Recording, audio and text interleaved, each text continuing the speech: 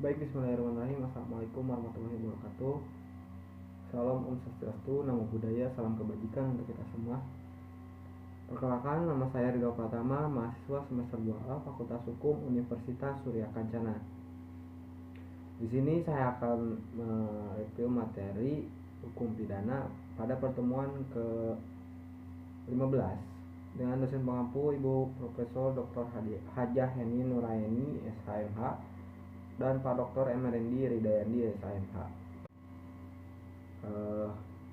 Bab 7, alasan penghapus pidana. Alasan penghapus pidana atau strafverschluiting gronden yaitu alasan yang memungkinkan seorang yang melakukan perbuatan yang memenuhi rujukan delik atau tindak pidana tetapi tidak dapat pidana. Alasan seseorang tidak dapat pidana karena perbuatan yang memenuhi rumusan tindak pidana tidak merupakan tindak pidana karena tidak bersifat melawan hukum. Perbuatan tersebut tidak dapat dikualifikasi tindak pidana, sehingga pelaku tidak dapat dimintai pertanggungjawaban karenanya tidak ada kesalahan. Atas dasar itulah doktrin atau ilmu hukum membedakan atas alasan pembenar atau alasan pemaaf. Selanjutnya ada alasan pembenar, yaitu alasan yang meniadakan sifat melawan hukum dari perbuatan sehingga menjadi perbuatan yang dibenarkan. Alasan pembenar terbagi dalam yang pertama, alasan pembenar umum terdiri dari yang pertama daya paksa atau keadaan darurat diatur dalam pasal 48 KUHP. Yang kedua, bela paksa diatur dalam pasal 49 KUHP. Yang ketiga, melaksanakan perintah undang-undang diatur dalam pasal 50 KUHP. Yang keempat, perintah jabatan yang sah diatur dalam pasal 51 ayat 1 KUHP. Selanjutnya ada alasan pembenar khusus terdiri dari yang pertama, dokter dan para saksi yang menghadiri perkelahian tanding diatur dalam pasal 186 ayat 1 KUHP. Yang kedua, pencemaran demi kepentingan umum atau karena terpaksa untuk membela diri diatur dalam pasal 310 ayat 3 KUHP. Yang ketiga, yang dihina dengan putusan hakim yang menjadi tetap dinyatakan bersalah atas hal dituduhkan dalam pasal 314 KUHP. Selanjutnya ada alasan pembenar di luar undang-undang. Ada hukum disiplin dari orang tua atau guru, kewenangan jabatan dari dokter, apoteker, penyelidikan ilmiah, terus ada fungsi negatif dari sifat melawan hukum material. Misalnya Ares Hograt tentang dokter hewan, junto pasal Mahkamah Agung tentang Markus Effendi.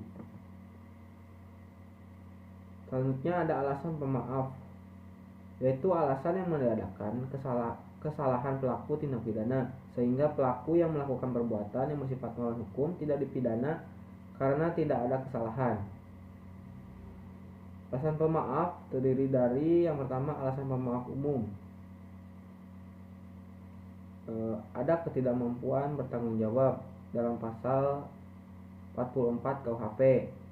Terus ada daya paksa dalam arti sempit yaitu dalam pasal 48 KUHP. Selanjutnya ada bela paksa yang melampaui batas yaitu dalam pasal 49 ayat 2 KUHP. Yang terakhir ada perintah jabatan yang tidak sah diatur dalam pasal 51 ayat 2. Selanjutnya ada alasan pemaaf khusus, yaitu yang pertama, mempersiapkan atau memperlancar perubahan ketatanegaraan dalam arti umum diatur dalam pasal 110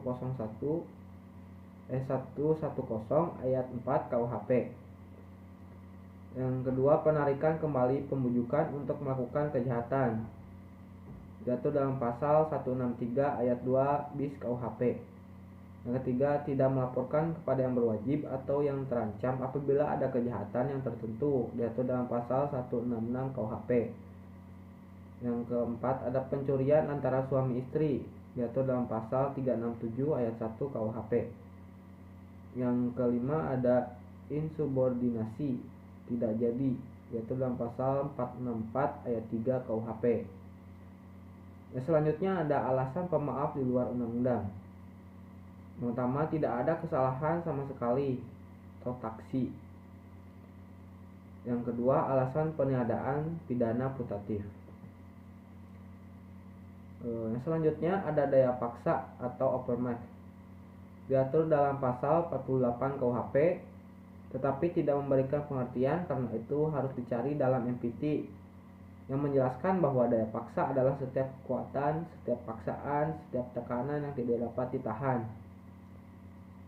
Dalam doktrin daya paksa dibedakan dalam utama daya paksa absolut, vis absoluta, yaitu daya paksa yang sama sekali tidak dapat ditahan baik secara fisik atau psikis. Yang kedua ada daya paksa relatif atau vis compulsiva, yaitu daya paksa yang masih dapat ditahan dengan berbuat lain, tetapi yang bersangkutan tidak melakukan perlawanan sehingga tidak perlu dilawan. Daya paksa dibagi menjadi 3 bentuk, yaitu yang pertama pertentangan antara dua kepentingan hukum.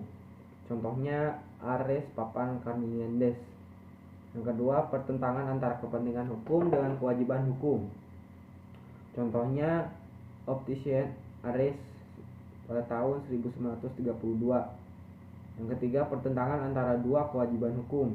Contohnya dipanggil untuk menghadap kedua tempat pengadilan yang berbeda dalam waktu yang bersamaan. Selanjutnya ada bela paksa atau nudwear.